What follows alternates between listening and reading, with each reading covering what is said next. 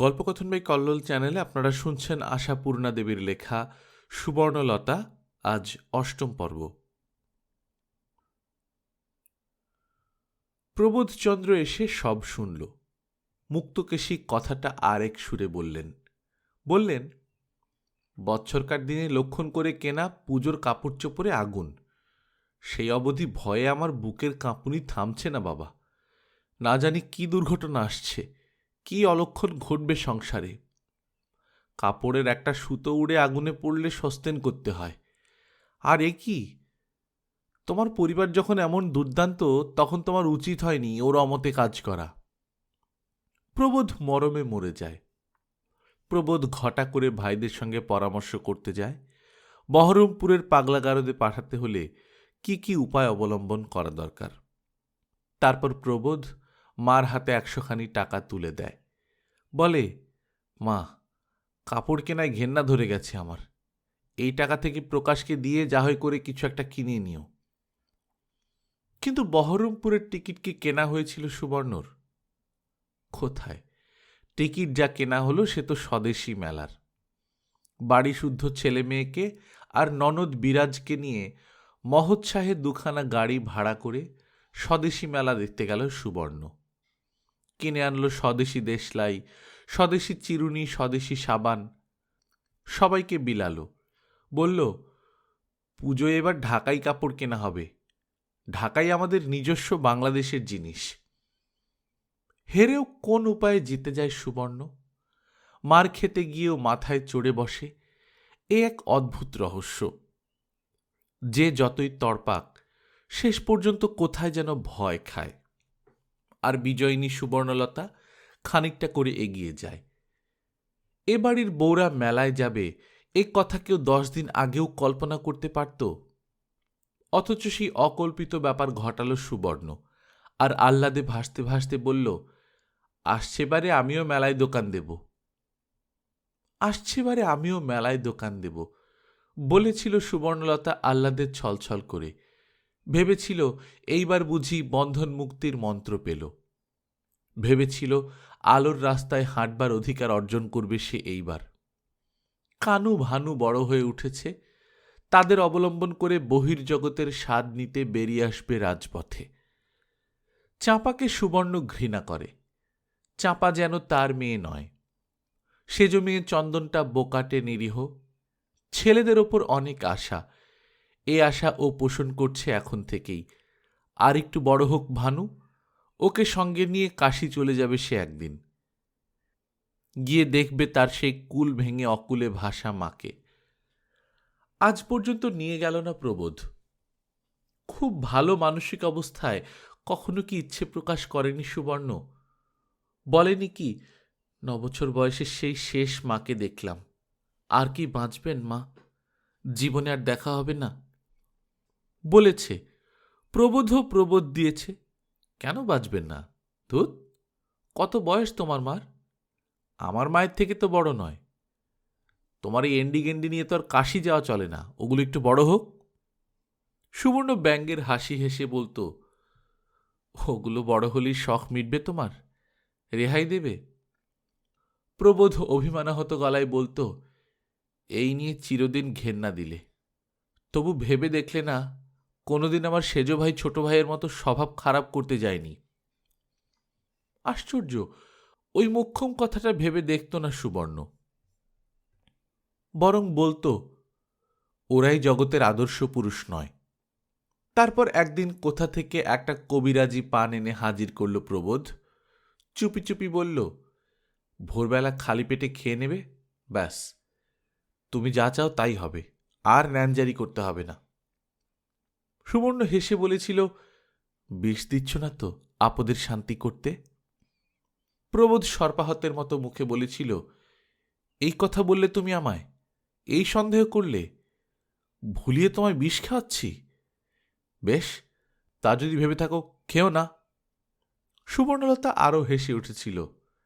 না, ঠাট্টাও বোঝো না, মাথা না বুনো নারকেল।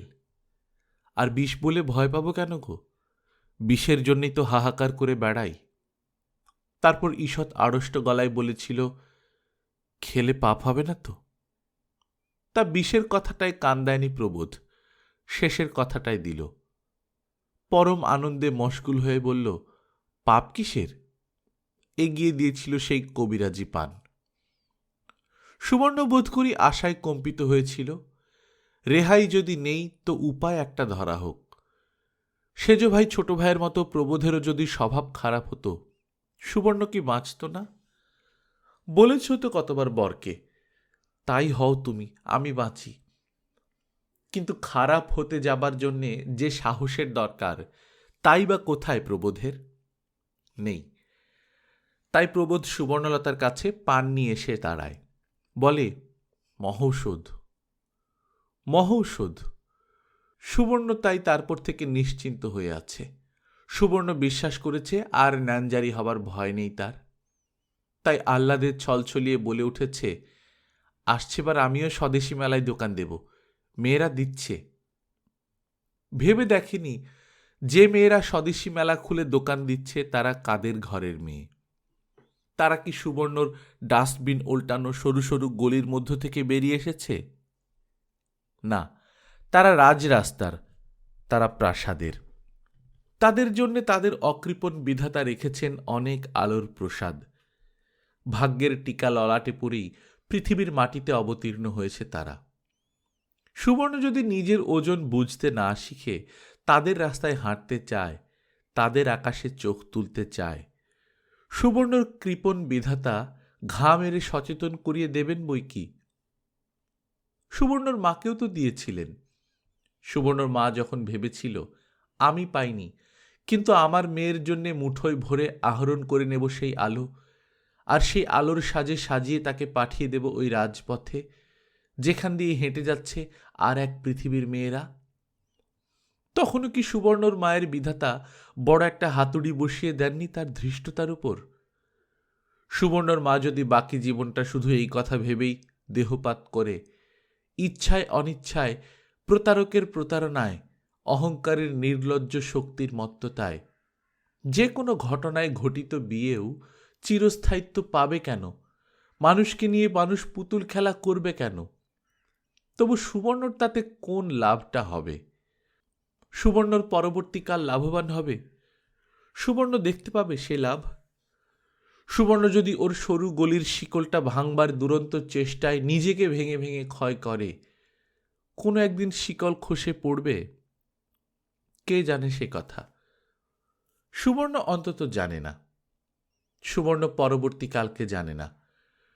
সুবর্ণ নিজে চায় শিকল ভেঙে বেরিয়ে পড়তে, চায় আলোর মন্দিরের টিকিট কিনতে। কেনা হবে না, তার বিধাতা তাকে আঘাত করবে, ব্যঙ্গ করবে। সেই ব্যঙ্গ ধরা পড়ল সুবর্ণর কাছে। ধরা পড়েছিল, তবু চোখ মুজেছিল, খারাপ মনটাকে নিয়ে জোর করে ঘুরে বেড়াচ্ছিল। হঠাৎ সেই অনেকদিন আগে পড়া ময়াল সাপের প্রবন্ধটা মনে পড়ে গেল। ভাবতে ভাবতে নিঃশ্বাস রুদ্ধ হয়ে এলো তার, বিস্ফারিত হয়ে এলো চোখ দুটো, আড়ষ্ট কঠিন হয়ে উঠল শরীর, হাত দুটো আপনি মুঠো হয়ে গেল। ঘরে কেউ থাকলে দেখে চমকে যেত, চেঁচিয়ে উঠত। এরপর আর কি করত সুবর্ণ কে জানে? কে জানে, চিৎকার করে কেঁদে উঠত না দেয়ালে মাথা ঠুকত। মোক্ষম সময়ে প্রবোধচন্দ্র এসে ঘরে ঢুকল। দেরাজ থেকে তোলা তাস জোড়াটা বার করে নিতে এসেছিল প্রবোধ। আড্ডায় লোক সংখ্যা বেশি হয়ে গেছে, কাজেই একদল বেকার ব্যক্তি খেলোয়াড়দের পিছনে বসে উসখুস করছে আর চাল বলে দিয়ে খেলার পিপাসা মেটাচ্ছে। অবস্থাটা অস্বস্তিকর। প্রভাস বলেছে, দূর চাই, আরেকটা বাসর বসুক। মেজদা, তোমার ঘরে আরো তাস আছে না? প্রভাস ইচ্ছে প্রকাশ করেছে, প্রভাস বলেছে। হন্তদন্ত হয়ে ছুটে এসেছিল প্রবোধ তোলা তাসটা নিতে, কিন্তু সুবর্ণর মূর্তি দেখে থমকে দাঁড়াল। মুঠো পাকানো হাত আর সে হাতের স্ফীত শিরাগুলো দেখে ভয়ই হলো তার। সত্যি, বাড়ির সমস্ত স্ত্রীলোকগুলোকে বুঝতে পারা যায় না শুধু নিজের স্ত্রীকে। এ কি কম যন্ত্রণা? অথচ ওই বুঝতে না পারাটা স্বীকার করতে রাজি নয় বলে না বোঝার জায়গাগুলো চোখ বুজে এড়িয়ে যেতে চায়। ভয় করে বলেই শাসনের মাত্রাটা সহসা মাত্রা ছাড়ায়। আশ্চর্য! মেয়ে মানুষ পরচর্চা করবে, কোঁদল করবে, ছেলে ঠ্যাঙাবে, ভাত রাঁধবে, আর হাঁটু মুড়ে বসে এক কাশি চচ্চড়ি দিয়ে এক গামলা ভাত খাবে, এই তো জানা কথা। ভাত বাড়া দেখে ঘরের পুরুষেরা পাছে মুচকে হেসে প্রশ্ন করে বেড়াল ডিঙুতে পারবে কিনা, তাই পুরুষের চোখের সামনে কখনো ভাত বাড়বে না নিজেদের। এই সবই তো চিরাচরিত। প্রবোধের ভাগ্যে সবই উল্টো, সৃষ্টি ছাড়া ব্যতিক্রম। ইচ্ছে হচ্ছিল না দেখার ভান করে কেটে পড়ে, কিন্তু হলো না, চোখাচোখি হয়ে গেল। অগত্যাই একটু এগিয়ে এসে বলতে হলো, কি ব্যাপার, শরীর খারাপ করছে নাকি? সুবর্ণ শুধু চোখ তুলে তাকালো।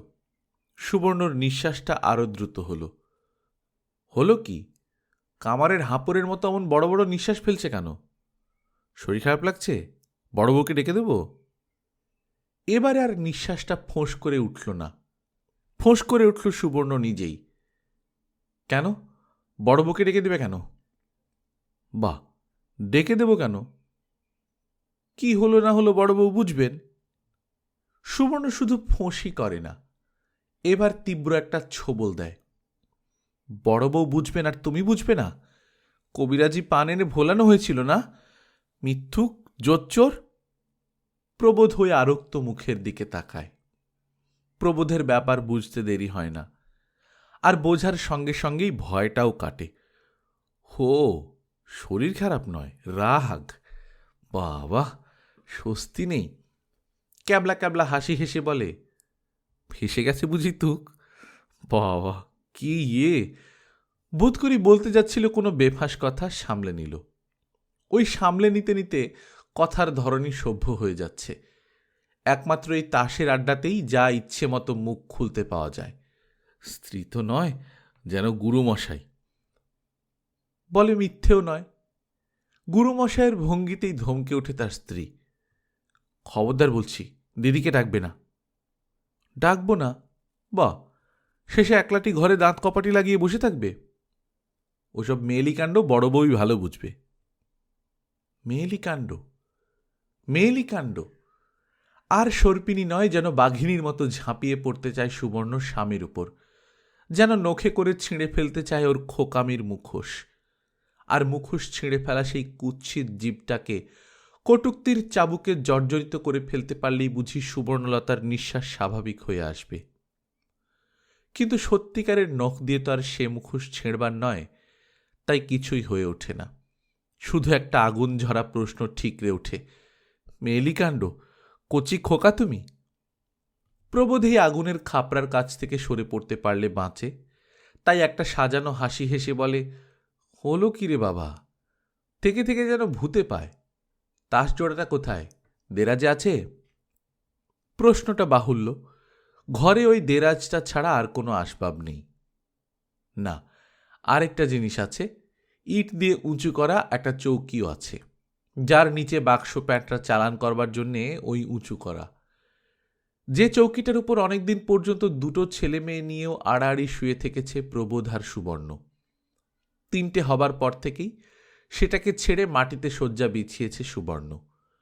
চৌকিটায় এখন সারাদিন গাদা করে বিছানা তোলা থাকে, আর রাত্রে প্রবোধ একা হাত পা ছড়িয়ে শোয়। কচিকাচা নিয়ে শুতে পারে না এখন আর সে। বয়স হয়েছে, শরীর ভারী হয়েছে, তাছাড়া কাঁচা পয়সার গুমরও হয়েছে কিছু। মনে জানে আরাম চাইবার দাবি জন্মেছে তার। সুবর্ণ মাটিতে বিছানা বিছিয়ে শোয় ছেলে মেয়ে নিয়ে। দিনের বেলা মাদুরে। ঘরের এ প্রান্ত থেকে ও প্রান্ত অবধি বিছানা কাঁথার সমাবেশ। কে জানে অদূর ভবিষ্যতে আরও একটা জায়গা সংকুলন হবে কোথায়। কিন্তু সে যাক, তাস জোড়াটা থাকলে দেরাজেই থাকবে। কিন্তু সেই সহজ নির্দেশটা দিল না সুবর্ণ। উঠে দাঁড়িয়ে কটুকণ্ঠে বলল, আবার তাস? আস্তে, প্রবোধ বলে, গলা যে ভাসুরের কান ফাটিয়ে দিচ্ছে। কিন্তু ভাসুরের নামোল্লেখেও দমে না সুবর্ণ। সমান তেজে বলে, ও ভারী একেবারে 7 মহল অট্টালিকা, তাই ভাদ্যর বইয়ের গলা ভাসুরের কানে পৌঁছবে না? সারা বাংলায় বোবা মেয়ে ছিল না, বোবা মেয়ে, তাই একটা খুঁজে নিয়ে বিয়ে করতে পারোনি? ঘাট হয়েছিল, তাই উচিত ছিল। প্রবোধ বলে ওঠে। জীব তো নয়, যেন ছুরি। প্রবোধ ছনাত করে দেরাজ টেনে তাসটা বার করে। তাস নেবে না বলছি। ভালো হবে না। সেদিনের প্রতিজ্ঞার কথা মনে নেই? ছেলের মাথায় হাত দিয়ে দিব্যি করেছিলে না? বেহায়া, নির্লজ্জ, জোচ্চোর। একখানা ঘরের ব্যবধানে ভাইরা আর খেলার বন্ধুরা। এই সময় আর গোলমাল বাড়তে দিয়ে একটা কেলেঙ্কারি করা চলে না। নইলে কি প্রবোধের আর ইচ্ছে হচ্ছিল না ফুটবলের মতো লাথিয়ে লাথিয়ে ঘরের বাইরে বার করে দেয় ওই অবিশ্বাস্য অধ্যত্বকে? তাই কষ্টে মুখে হাসি টেনে এনে বলে, ফুহ, সংকটকালে অমন কত প্রতিজ্ঞা করতে হয়। তাই বলে যদি রাতের প্রতিজ্ঞা দিনেও মানতে হয়, তাহলে তো বাঁচাই চলে না। কি কি বললে? সুবর্ণ আবার বসে পড়ে। প্রতি মুহূর্তে স্বামীর অপদার্থতার পরিচয় পায় সুবর্ণ, তবু চমকে চমকে ওঠে। অথচ অপদার্থতাটা সুবর্ণর মাপকাঠিতেই। অন্য অনেক মেয়ে মানুষই এমন বর পেলে ধন্য হয়ে যেত। প্রবোধ পালায়, স্রেফ পালায়, তাড়া খাওয়া জানোয়ারের ভঙ্গিতে। শুধু বলে যায়, কাকে কি বলছো হুঁশ নেই না? নিজে নিত্যি ফ্যাসাদ বাঁধিয়ে বসবেন, আর মেজাজ হবে যেন আগুন। কাকে কি বলাই বটে, কিন্তু হুঁশ কি সত্যি নেই সুবর্ণর? নাকি ও চায় অপমানের অঙ্কুশে আহত হয়ে একবার অন্তত জ্বলে উঠুক প্রবোধ, পুরুষের মতো জ্বলে উঠুক, বজ্রের তেজ নিয়ে জ্বলে উঠুক। মা ভাইয়ের কাছে মুখ রাখতে শাসনের প্রহসন নয়, সত্যিকারের শাসন করুক। সুবর্ণকে তাড়িয়ে দিক, মেরে ফেলুক। সেই মরণের সময়ও যেন জেনে মরে সুবর্ণ যে প্রাণীটার সঙ্গে ঘর করছিল সেটা মানুষ। কিন্তু ফলটা ফলে বিপরীত। সুবর্ণলতা যত উগ্র হয়ে ওঠে, প্রবোধচন্দ্র তত নিস্তেজ হয়ে যায়, পালিয়ে প্রাণ বাঁচায়। কিন্তু সুবর্ণই বা কি? তার মধ্যেই কি পদার্থ থাকছে আর? যেটুকু ছিল এই আত্মঘাতী সংগ্রামে ক্ষয় হয়ে শেষ হয়ে যাচ্ছে না? তার নিজের ভেতরকার যে সুরুচি, যে সৌন্দর্যবোধ, এই কুষ্টি পরিবেশ থেকে মুক্তি পাবার জন্য সর্বদা ছটফট করে মরত, সে যে প্রতিনিয়ত এই নিষ্ফল চেষ্টায় বিকৃত হয়ে উঠছে, সে বোধ কি আর আছে সুবর্ণলতার? এই বাড়ি আর এই বাড়ির মানুষগুলোর অসৌন্দর্য ঘুচিয়ে ছাড়াবার জন্যে নিজে সে কত অসুন্দর হয়ে যাচ্ছে দিন দিন, এ কথা তাকে কে বুঝিয়ে দেবে? কি হে প্রবোধবাবু, তা শান্তে যে বুড়ো হয়ে গেলে? অভ্যস্ত কথা, অভ্যস্ত ঠাট্টা। বলি, গিন্নির আঁচল ছেড়ে আসতে ইচ্ছে করছে না বুঝি? গিন্নি, প্রবোধ গুছিয়ে বসে বলে। প্রবোধচন্দ্র অমন গিন্নি ফিন্নির ধার ধারে না। দেরি হলো তাসটা খুঁজে পাচ্ছিলাম না বলে। বাড়ির অখ্যাতি বন্ধু মহলেও প্রচার হয়ে গেছে, তাই প্রবোধের সগর্ব উক্তিতে একজন হেসে ফেলে বলে, আরে রেখে দাও তোমার গুমর, গিন্নি তো শুনি তোমায় কান ধরে উঠায় বসায়। হাসি, হাসি একমাত্র মুখরক্ষার ঘোমটা, তাই হাসতে থাকে প্রবোধ তাস ভাসতে ভাসতে। না, তোমরা আর মান মর্যাদা রাখলে না। এই সময় সুবোধের ছেলে বুদো এক ডাবর সাজা পান এনে আড্ডার মাঝখানে বসিয়ে দেয়। প্রবোধের লজ্জায় ছেদ পড়ে। পরপর 3 মেয়ের পর ছেলে, তবু বেচারা যেন নিতান্তই বেচারি। রবিবারটা বুদোর দুঃখের দিন। খেলতে যেতে পায় না, সারাক্ষণ আসরের খিদমতগারি খাটতে হয়। বিশেষত এক একটা ভার যে কেমন করে বিশেষ এক একজনের ঘাড়ে এসে চাপে, সেটাই বোঝা শক্ত। বাড়িতে আরও ছেলে আছে, কিন্তু বুদোরই সব রবিবার দুঃখের দিন। অবশ্য ভানু কানুর এ আসরের মুখ হবার জো নেই। তাদের মা তাহলে তাদের ধরে ধোবার পাটে আছাড় দেবে, এবং যে তাদের ফরমাস করবে তাকেও যে রেহাই দেবে না এটাও জানা। তাই বাড়িতে ভানু কানু নামের দুটো ছেলে থাকতে বুদোর ঘাড়েই সব বোঝা। প্রবোধ বলেছিল, ওরা কিছু করে না, একা দাদার ছেলেটাই খেটে মরে। এটা স্বার্থপরের মতো দেখায় না? দেখায়, সুবর্ণ বলেছিল। কি করা যাবে, দেখাবে। তোমারই যত ইয়ে, কই ওর মা তো এত রাগ করে না। ওর মা মহৎ। তা মহতি, নইলে ওই ডাবর ডাবর পানি বা সে একা সেজে মরে কেন? জনৈক আড্ডাধারী পকেট থেকে জর্দার কৌটো বার করে তাচ্ছিল্যের গলায় বলল, পান কে সেজেছে রে বুধো? তোর মা বুঝি? মেয়েদের সম্পর্কে প্রশ্ন করতে হলে তাচ্ছিল্য আর অবজ্ঞার সুর মেশাতে হয়, এটাই রীতি। ভদ্রলোক সে রীতিতে বিশ্বাসীও। নির্বোধ বুধো এই প্রশ্নে কৃতার্থমন্য হয়ে একগাল হেসে বলে, হ্যাঁ, তোর মাকে শিখিয়ে দিগে যা বাপ, পান দিলে তার সঙ্গে একটু চুন দিতে হয়। যেন একটি খুদে লাটের ভঙ্গিতে একটা পান তুলে নেন এই ভদ্রলোক। এই এদের অভ্যস্ত ভঙ্গি। পৃথিবীটা এদের কাছে করতলগত আমলকিবৎ। সর্ববিধ ব্যাপারকে নস্যাৎ করে দেবার কৌশলটি এদের জানা। দেশ যখন স্বদেশী আন্দোলনের উত্তাল তরঙ্গে উদ্বেল, এরা তখন ঘরে বসে রাজাউজির মারছেন, সেই আন্দোলনকে তুড়িতে ওড়াচ্ছেন। পাড়ার প্রত্যেকটি বাড়ির বউদের খবর এরা রাখেন এবং সমালোচনায় তৎপর হন। এ বাড়ির বড় বউটিকে ওরা অগ্রাহ্য করেন, মেজটিকে ব্যঙ্গ করেন, সেজটিকে স্বার্থপর বলে ছিছিক্কার করেন এবং ছোটটিকে অবজ্ঞা করেন। গুণানুসারেই করেন অবশ্য, এবং মনোভাব চাপতেও চান না। শুধু পাড়াপড়শি নয়, ওদের আড্ডায় কাটা পড়ে না এমন মাথা নেই। এরা ব্রাহ্মকে বলেন বেম্য, ব্রাহ্মণ পুরুতকে বলেন বামনা, বিদুষী মেয়ের নাম শুনলে বলেন লীলাবতী। এরা দেশনেতাদের পাগলা আখ্যা দিতে দ্বিধা করেন না, পরমহংসের বুজরুকির ব্যাখ্যায় আমোদ পান, বিবেকানন্দের আমেরিকায় গিয়ে হিন্দু ধর্ম প্রচারের বার্তা নিয়ে হাসাহাসি করেন এবং মেয়েদের লেখাপড়ার অগ্রগতি লক্ষ্য করে সকৌতুক ব্যঙ্গ যখন তখন ঈশ্বর গুপ্ত থেকে উদ্ধার করে বলেন, আরও কত দেখবে হে, দেখবার এখনই হয়েছে কি। এরপর সব এবিসি শিখে বিবি সেজে বিলিতি বল কবেই কবে, আর হুঁট বলে বুট পায়ে দিয়ে চুরুট ফুঁকে সজ্ঞে যাবে।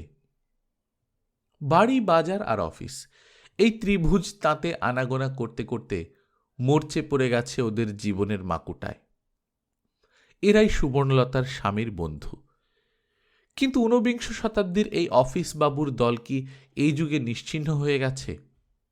আজকের পৃথিবীর এই দুরন্ত কর্মচক্রের দুর্বার গতির তাড়নের মাঝখানেও অলস গতি আর অসাড় আড্ডা নিয়ে আজও কি টিকে নেই তারা? আজও কি তাদের জানার জগতে শুধু এই কথাই নেই, মেয়ে মানুষ জাতটাকে ব্যঙ্গের আর অবজ্ঞার দৃষ্টিতে দেখতে হয়? তারা পানের পাশে চুন রাখতে ভুলে গেলে তাদের সমঝে দিতে হয়? আছে। ওরা যে আধুনিক নন, এই ওদের অহমিকা, এই ওদের গৌরব। না, একেবারে নিশ্চিহ্ন হয়ে যায়নি। আজও আছে বই কি কিছু কিছু।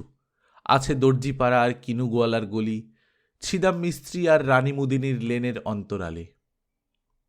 এরা এখনো জানেন পুরুষ জাতটা বিধাতার স্বজাতি বলেই শ্রেষ্ঠ।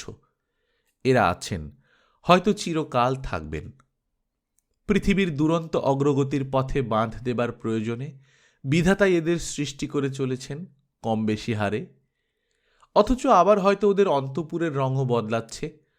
ওরাই আবরুর করা শিকল শিথিল করে ফেলতে বাধ্য হচ্ছেন।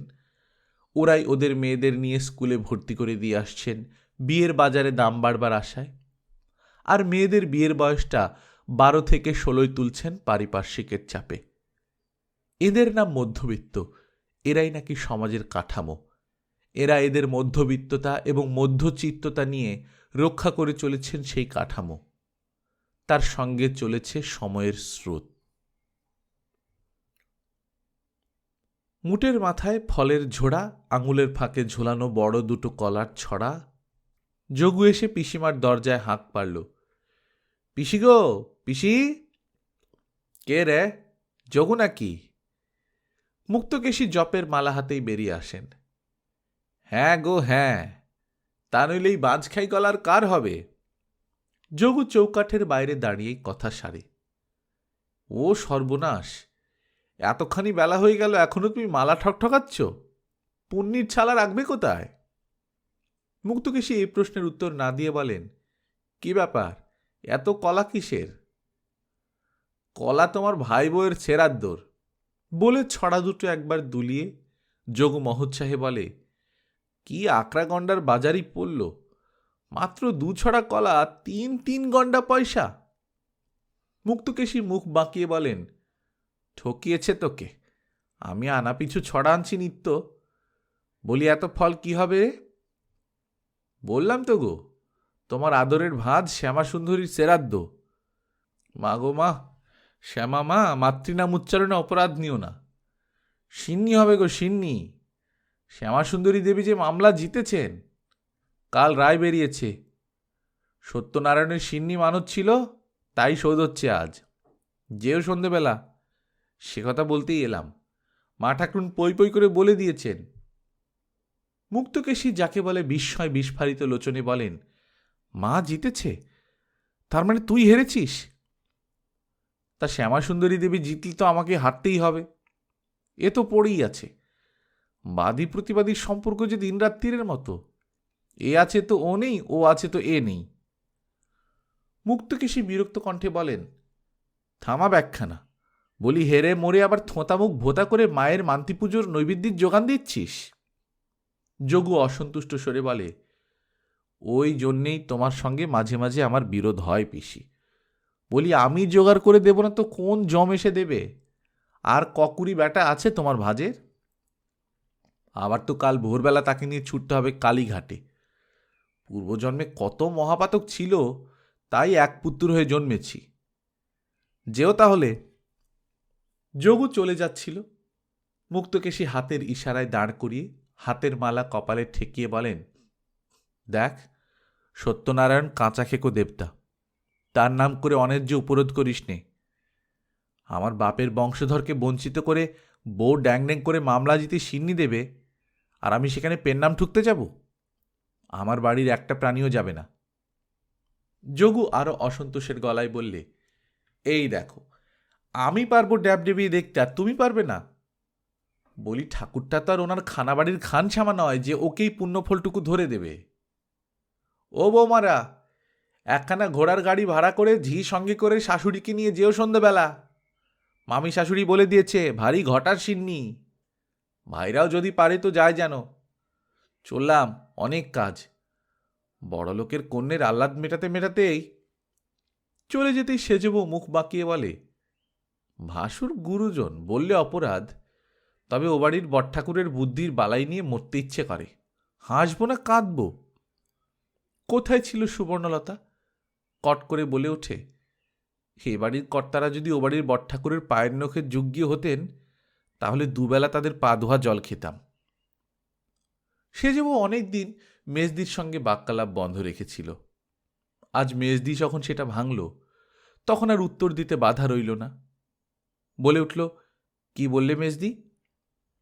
যা বলেছি ঠিকই বলেছি। কিসের সঙ্গে কিসের তুলনা? ও বটঠাকুর তো মানুষের আকৃতিতে একটি। যাক, গুরুজন কিছু বলবো না। সেই যে কথায় বলে না, কিসে আর কিসে, সোনায় আর শীষে। তোমার তুলনাটা তেমনি। ঠিকই বলেছ সেজবউ, সোনায় আর শীষের তুলনাটাই ঠিক।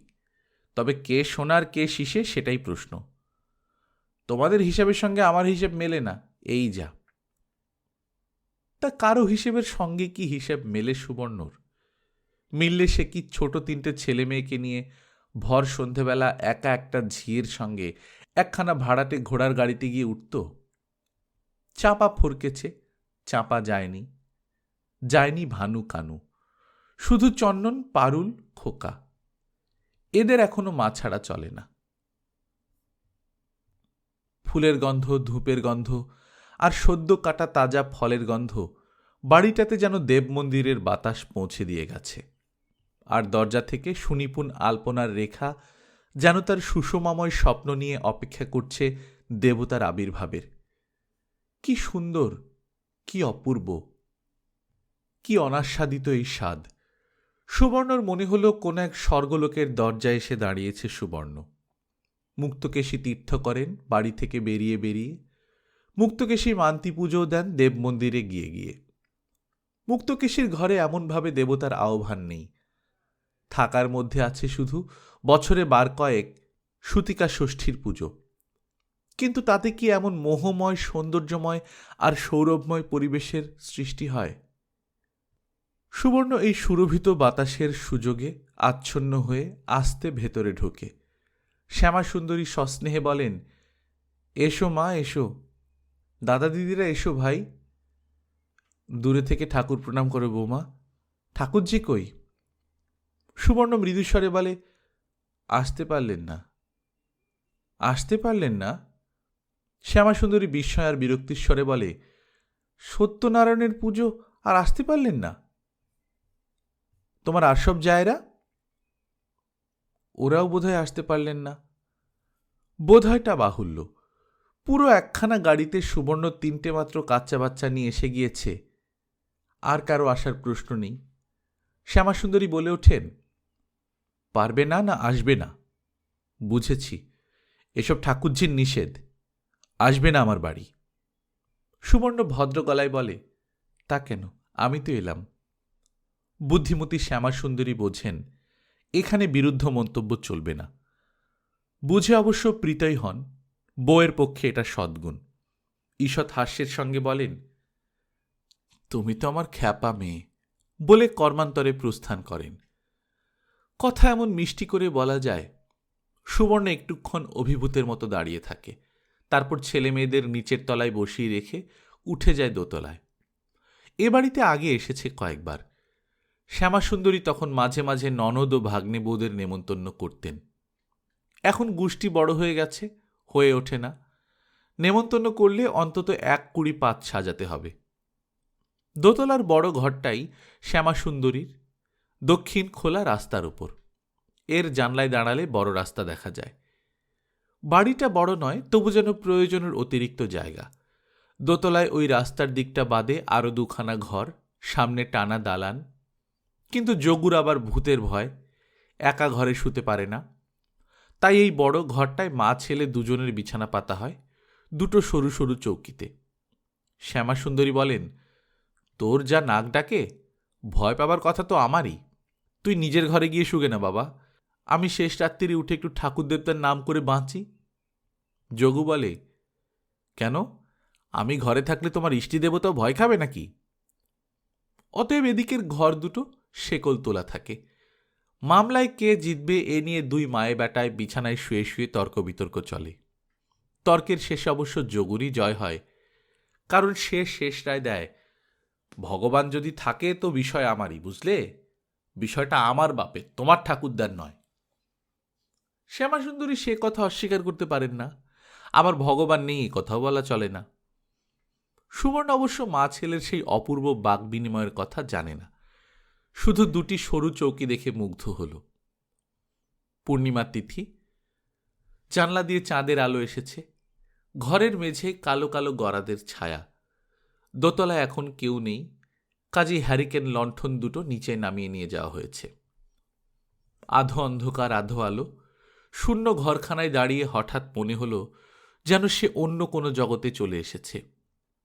নির্জনতার বুঝি একটা নিজস্ব সত্তা আছে, আর সে সত্তা অলৌকিক, সুন্দর। অনেকগুলো লোকের উপস্থিতি কি ক্লেদাক্ত, কি বিশ্রী। কত বড় দুঃসাহস দেখিয়ে সে একা এভাবে চলে এসেছে সে চিন্তা মনে আসে না। ফিরে গেলে কপালে কি লাঞ্ছনা জুটবে সে চিন্তা করতে ভুলে যায়। শুধু লক্ষ্যহীন দৃষ্টিতে রাস্তার দিকে তাকিয়ে থাকতে থাকতে ভাবে সুবর্ণ, অনন্তকাল ধরে যদি এমনি দাঁড়িয়ে থাকতে পেতাম, এমনি চলমান পথিকের স্রোতের দর্শক হয়ে দাঁড়িয়ে থাকা। সুবর্ণ কেন ওই রাস্তার হেঁটে যাওয়া লোকেদের একজন হল না? সুবর্ণ কেন মেয়ে মানুষ হয়ে জন্মালো? ও আমার কপাল, তুমি একে নে। পেছনে হরিদাসীর কণ্ঠে ভাঙা কাশি ঝনঝনিয়ে ওঠে। হ্যাঁ গো মেজ বৌদিদি, তোমার আক্কেলটা কি গো? নিচে ভরচাজ এসেছে, পুজো বসে গেছে, পাড়া পড়শিতে ঘর বোঝাই, ছেলেপেলেগুলোকে ফেলে রেখে তুমি এখানে ভূতের মতো দাঁড়িয়ে আছো। আঁধারের ভয় লাগে না গো? ভয় আবার কি? পৃথিবীর মাটিতে নেমে আসা সুবর্ণ অপ্রতিভ হয়ে বলে, বেশ তো, তুই আমায় ডাকিস নি যে? ডাকিনি আবার, কত ডাকছি। শেষে তাড়াতাড়ি নেমে আসে সুবর্ণ, আর এসেও চোখ জুড়িয়ে যায়। সত্যনারায়ণের ব্রতের আয়োজন কি সত্যি এর আগে দেখেনি সুবর্ণ? দেখেছে পাড়াপড়শির বাড়ি কদাচ, বাড়ি শুদ্ধ সকলে ভিড় করে গিয়ে নিজেদের চেয়া ভেতেই ত্রাহি ত্রাহি লেগেছে। এখানে সকলেই বেশ গিন্নিবান্নি, শ্যামাসুন্দরীর বান্ধবীকুলি সম্ভবত, শান্তভাবে বসে আছেন যুক্ত করে। ধূপ ধুনো চন্দন ফুল চৌকি মালা ঘট পট সব মিলিয়ে দেবতা যেন সত্যিই একটি সত্তা নিয়ে বিরাজ করছেন। আশ্চর্য, সুবর্ণর ছেলেমেয়েরাও তো এখানে দিব্যি চুপ করে জোড় হাতে বসে আছে, অথচ ওরাই যেন দলে মিশে অন্য অবতার। ঠেলাঠেলি, হাসাহাসি, অসভ্যতা, লোলুপতা, এই তো মূর্তি ওদের। পরিবেশই মানুষকে ভাঙে গড়ে। পুরোহিত পুঁথি খুলে গলা ঝেড়ে কথা শুরু করেন। কলাবতীর গল্প। কলাবতীর মৃত স্বামীকে ফিরিয়ে দিয়েছিলেন সত্যনারায়ণ। সুবর্ণলতার জীবনযাত্রার গতিটা ফিরিয়ে দিতে পারেন না। কলাবতীর সত্যকার ভক্তি ছিল।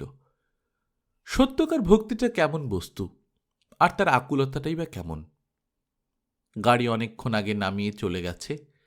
কথার শেষে পড়শিরা বিদায় নেয়। শ্যামাসুন্দরী এদের ছাড়েন না।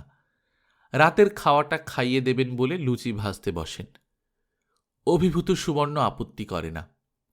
সুবর্ণ যেন ভুলে গেছে সে কাদের বাড়ির, ভুলে গেছে আবার সে বাড়ির দরজায় গিয়ে দাঁড়াতে হবে তাকে। কিন্তু মনে থাকলেই কি মনে করতে পারত সেই দাঁড়ানোর চেহারাটা এমন হবে? ভয় ছিল একা আসার জন্যে, ভয় ছিল রাত হবার জন্যে। তবু এই ভয় ছিল না। সেই দরজা তার সমস্ত কদর্যতাটাকে উদ্ঘাটিত করে বন্ধ হয়ে থাকবে। ছেলে মেয়ে কটা, বাবা, কাকা, জ্যাঠা প্রভৃতি অনেককে ডেকে ডেকে শেষ অবধি বাইরের দরজার ধুলো জঞ্জালের উপরেই বসে পড়েছে। একেই গুরু ভোজনে ক্লান্ত, তাছাড়া রাতও হয়েছে।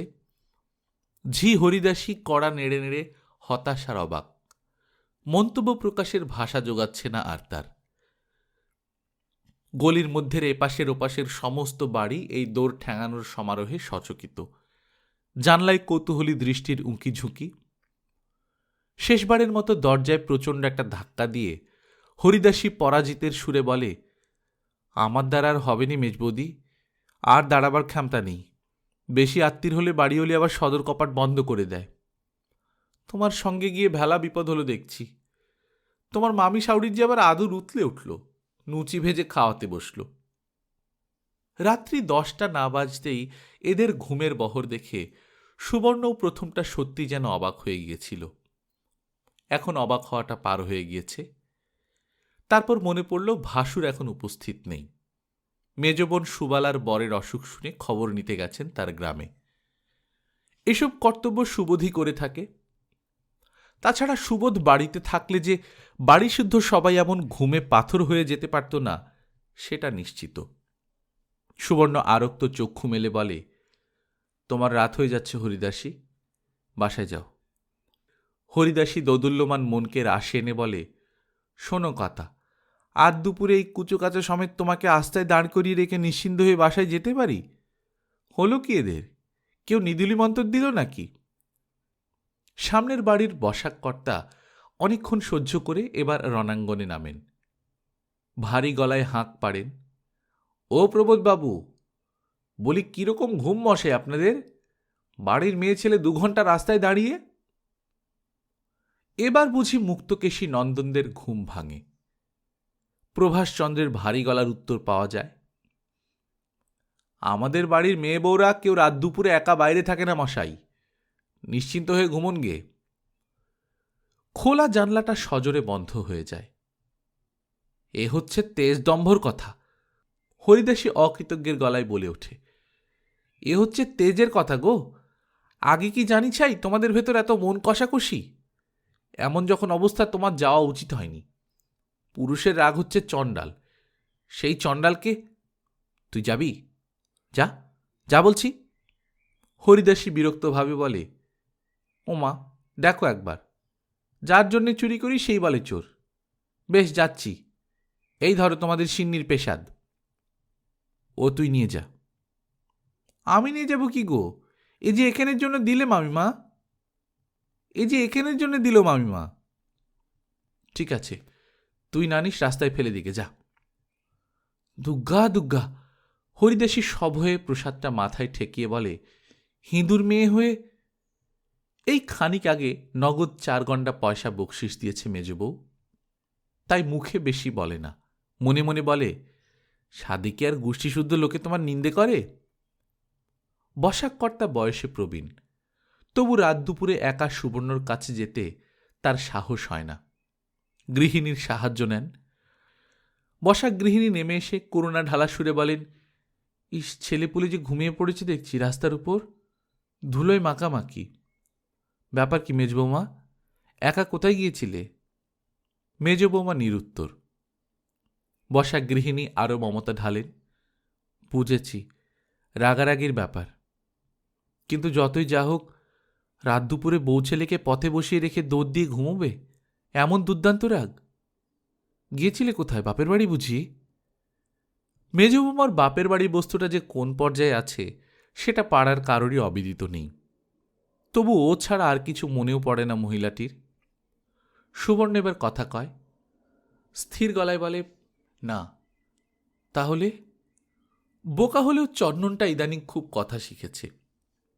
সে ঘুম চোখেও বলে ওঠে, মামি ঠাকুমার বাড়ি সিন্নি ছিল, তাই নেমন্তন্ন গিয়েছিলাম। মামি ঠাকুমার বাড়ি? বসা গৃহিণী ক্রমশই কৌতূহলাক্রান্ত হন।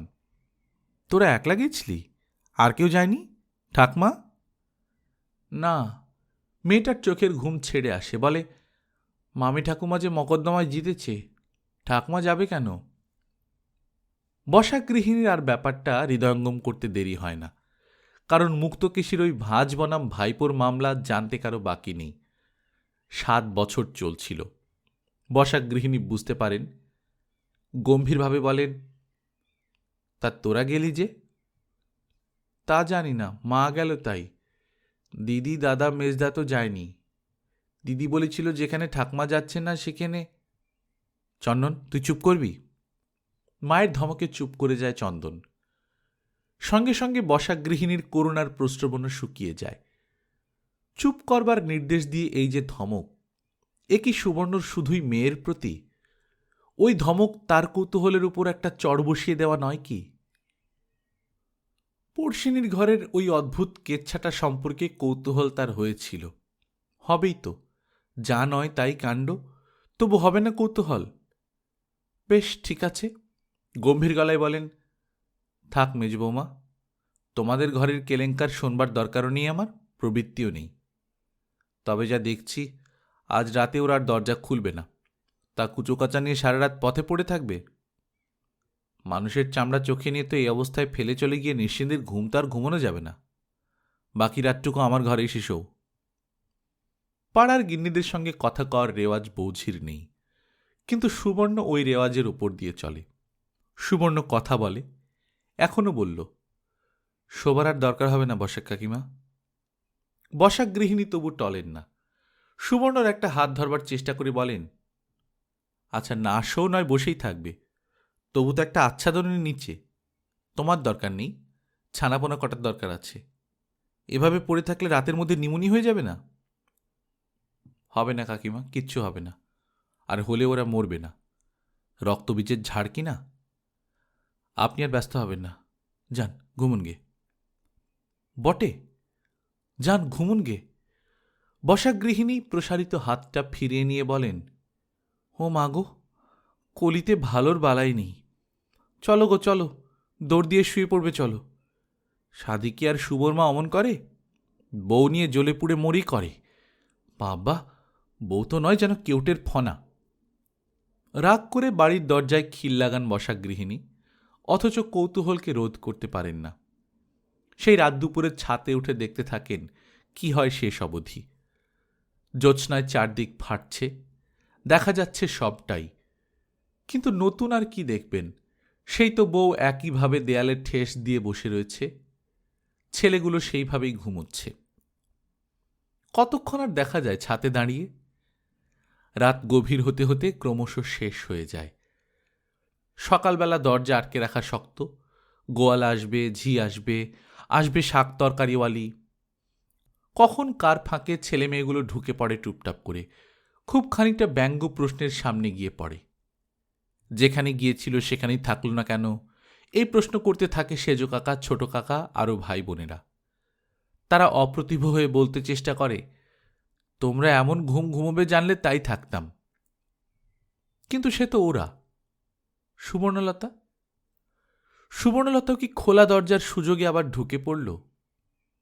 না, সুবর্ণকে ধরাধরি করে তুলে নিয়ে যেতে হলো মুক্তকেশী আর তার মেজ ছেলেকেই। উপায় কি? কথাতেই তো আছে, দোরের মরা ফেলবি তো ফেল। মরা অবশ্যই নয়, মরাও তো সোজাও নয়। মরণ এত সহজ হলে মানব ইতিহাসের রক্তাক্ত অধ্যায়গুলো তো লেখাই হতো না। সুবর্ণলতা মরেনি, শুধু শক্ত কাঠ হয়ে গিয়েছিল। ডাক্তারে যাকে বলে মূর্ছা, আর বিজ্ঞ পরিজনেরা বলে আদিক্ষেতা। এত বড় আদিক্ষেতার পরেও কিন্তু ভয়ানক রকমের অদ্ভুত কিছু ঘটল না। হ্যাঁ, সেই এক আশ্চর্য রহস্য। হয়তোবা এই গলিটা নিতান্তই গলি, আর গলির বাসিন্দারা নেহাতি মধ্যবিত্ত বলে তাদের জীবনের সব লীলাগুলোই ওই মধ্যপথেই থেকে যায়, চরমে পৌঁছতে পারে না। না, চরমও জানে না এরা, পরমও বোঝে না। তাই সেই চিরাচরিত কড়া মন্তব্য, বিস্ময়াহত মন্তব্য আর তীব্র তিরস্কার, ব্যাস, তার বেশি কিছু নয়। যেন বড় একটা আয়োজন করে ফেঁসে যাওয়া। আর সুবর্ণ, সে তো বেহায়া। তাই তো জ্ঞান হয়েই বলে, তুলে আনতে মাথার দিব্যি দিল কে? লোকলজ্জা? তা সে লজ্জা তো ঘুচে গিয়েছিল। পাড়াশুদ্ধ সকলেই তো জেনে ফেলেছিল এ বাড়ির মেজবউ কুলের বার হয়ে গিয়েছিল। গল্পকথন বাই কল্লোল চ্যানেলে আপনারা শুনছেন আশাপূর্ণা দেবীর লেখা সুবর্ণলতা, আজ ৮ম পর্ব। আমরা নিয়মিত গল্প পাঠ করে শোনাচ্ছি। আপনারা যারা প্রথমবারের মতো শুনছেন, কাইন্ডলি সাবস্ক্রাইব করে নেবেন। গল্প পাঠ ভালো লাগলে বন্ধুদের সঙ্গে শেয়ার করবেন। নিজে ভালো থাকবেন, আশেপাশের লোকজনকে ভালো রাখবেন। টাটা।